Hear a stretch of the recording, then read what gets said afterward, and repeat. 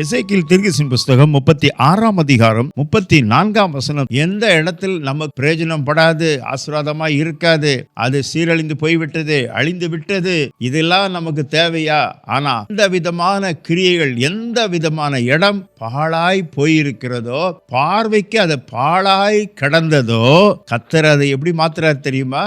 அதுக்கு பதிலாக பயிரிடப்படும், அது ஆசீர்வதிக்கப்படும்.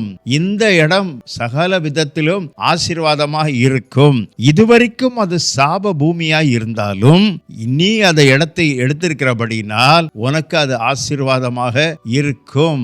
இந்த வீடு எத்தனையோ பேர் வாழ்ந்து போயிட்டாங்க. ஆனா அந்த இடத்துக்கு நீ போகும் பொழுது உன்னை உருவாக்கின கர்த்தர் உன்னோடு கூட வருவார். அது உனக்கு பெரிய ஆசீர்வாதமாக பயிரிடப்படும்.